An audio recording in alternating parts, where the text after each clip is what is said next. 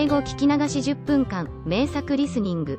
英語テキストと MP3 ダウンロード、その他の物語は、ホームページよりご利用いただけます。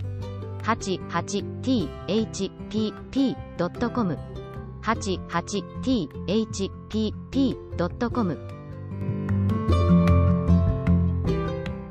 Cinderella. The wife of a rich man fell sick, and when she felt that her end drew nigh, she called her only daughter to her bedside, and said, "Always be a good girl, and I will look down from heaven and watch over you." Soon afterward she shut her eyes and died, and was buried in the garden, and the little girl went every day to her grave and wept, and was always good and kind to all about her. And the snow fell and spread a beautiful white covering over the grave, but by the time the spring came, and the sun had melted it away again, her father had married another wife. This new wife had 2 daughters of her own, that she brought home with her. They were fair in face but foul at heart, and it was now a sorry time for the poor little girl. "What is the good-for-nothing one in the parlor?" said they. "They who would eat bread should first earn it. Away with the kitchen maid." Then they took away her fine clothes, and gave her an old grey frock to put on, and laughed at her and turned her into the kitchen. There she was forced to do hard work, to rise early before daylight and bring the water, to make the fire, to cook and to wash. Besides that, the sisters plagued her in all sorts of ways, and laughed at her. In the evening when she was tired, she had no bed to lie down on, but was made to lie by the hearth among the ashes, and as this, of course, made her always dusty and dirty, they called her Ashputtel. It happened once that the father was going to the fair, and asked his wife's daughters what he should bring them. "Fine clothes," said the first. "Pearls and diamonds," cried the second. "Now, child," said he to his own daughter, "what will you have?" "The first twig, dear father, that brushes against your hat when you turn your face to come homewards," said she. Then he bought for the first 2 the fine clothes and pearls and diamonds they had asked for, and on his way home, as he rode through a green copse, a hazel twig brushed against him, and almost pushed off his hat, so he broke it off and brought it away, and when he got home he gave it to his daughter. Then she took it, and went to her mother's grave and planted it there, and cried so much that it was watered with her tears, and there it grew and became a fine tree. 3 times every day she went to it and cried, and soon a little bird came and built its nest upon the tree, and talked with her, and watched over her, and brought her whatever she wished for. Now it happened that the king of that land held a feast, which was to last 3 days, and out of those who came to it his son was to choose a bride for himself. Ashputtel's 2 sisters were asked to come, so they called her up, and said, "Now, comb our hair, brush our shoes, and tie our sashes for us, for we are going to dance at the king's feast." Then she did as she was told, but when all was done she could not help crying, for she thought to herself, she should so have liked to have gone with them to the ball, and at last she begged her mother very hard to let her go. "You, Ashputtel," said she, "you who have nothing to wear, no clothes at all, and who cannot even dance, you want to go to the ball?" And when she kept on begging, she said at last, "To get rid of her, I will throw this dishful of peas into the ash heap, and if in 2 hours' time you have picked them all out, you shall go to the feast too." Then she threw the peas down among the ashes, but the little maiden ran out at the back door into the garden, and cried out, "Hither, hither, through the sky, turtle doves and linnets, fly.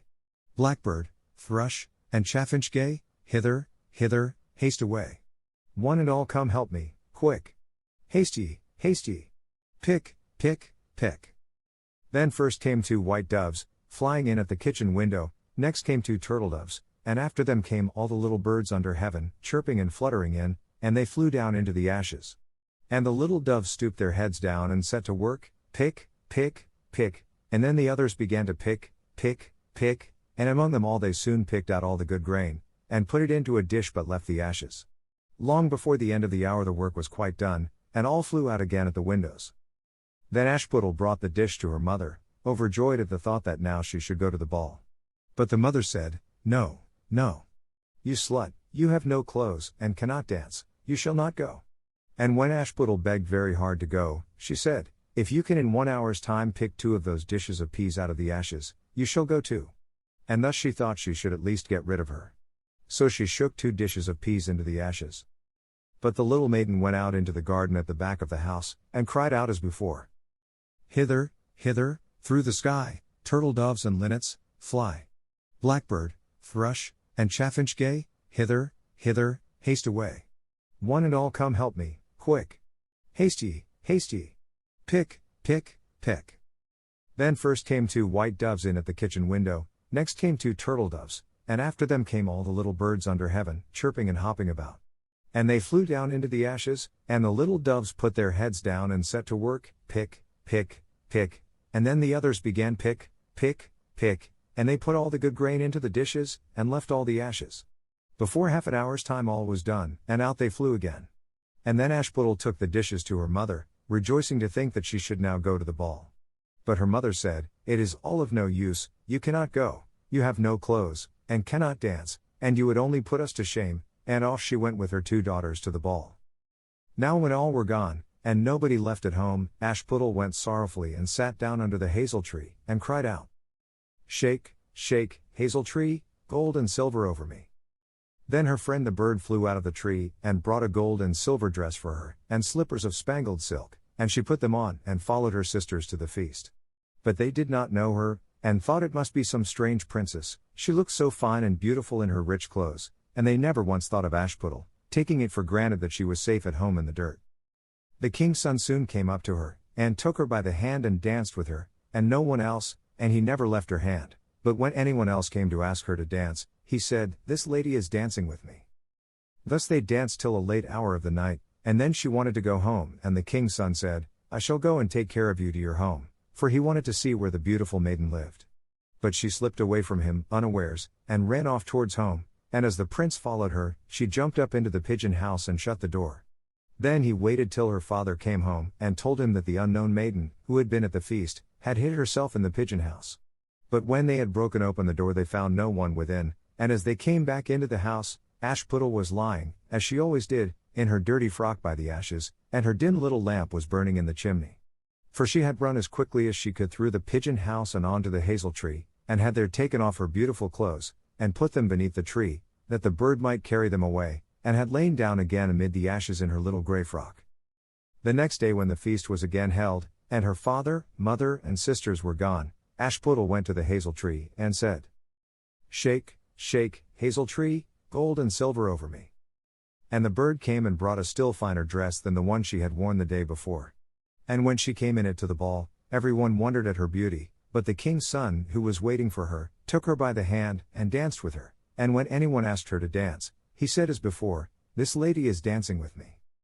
When night came she wanted to go home, and the king's son followed her as before, that he might see into what house she went, but she sprang away from him all at once into the garden behind her father's house.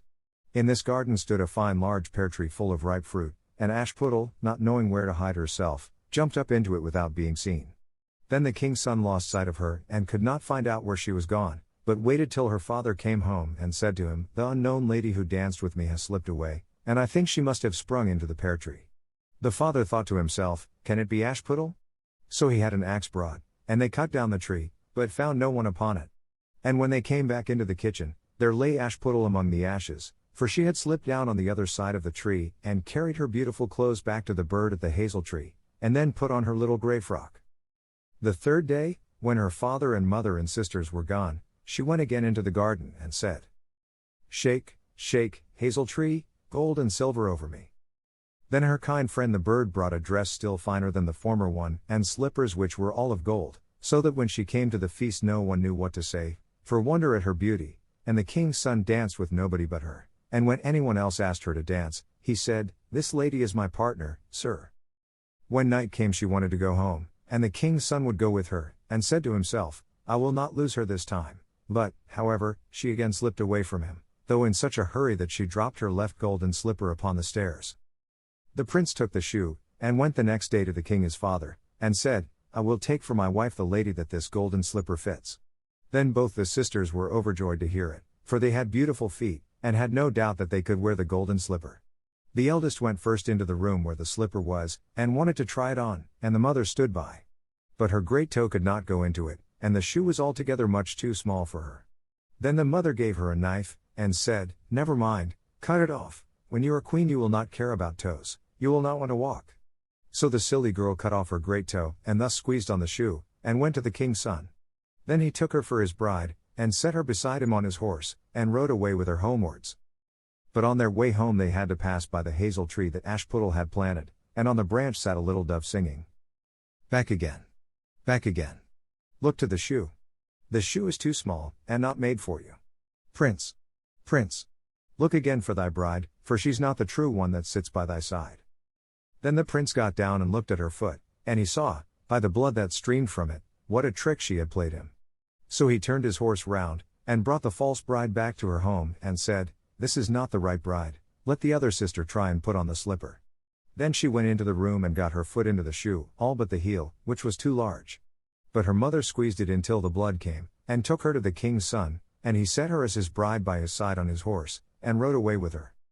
But when they came to the hazel tree, the little dove sat there still, and sang, "Back again. Back again. Look to the shoe. The shoe is too small, and not made for you. Prince. Prince. Look again for thy bride, for she's not the true one that sits by thy side." Then he looked down, and saw that the blood streamed so much from the shoe, that her white stockings were quite red. So he turned his horse and brought her also back again. "This is not the true bride," said he to the father. "Have you no other daughters?" "No," said he, "there is only a little dirty Ashputtel here, the child of my first wife. I am sure she cannot be the bride." The prince told him to send her. But the mother said, "No, no, she is much too dirty, she will not dare to show herself." However, the prince would have her come, and she first washed her face and hands, and then went in and curtsied to him, and he reached her the golden slipper. Then she took her clumsy shoe off her left foot, and put on the golden slipper, and it fitted her as if it had been made for her.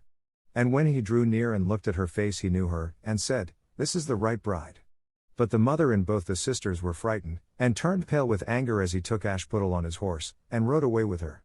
And when they came to the hazel tree, the white dove sang. Audiobook. Living in Kyoto by Hidemi Woods. Now on sale in online stores. 44 available distributors. Apple, Google Play, Amazon Audible, or else.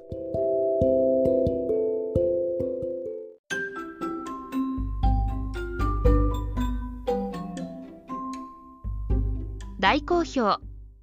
ヒデミウッズがデザインしたとってもかわいいオリジナルグッズが手に入る。トートバッグ、缶バッジ、ステッカー、T シャツ、トレーナー、パーカー、文具、その他いろいろ、エリゼン .com で見てみてね。erizen.com erizen.com エリゼン .com。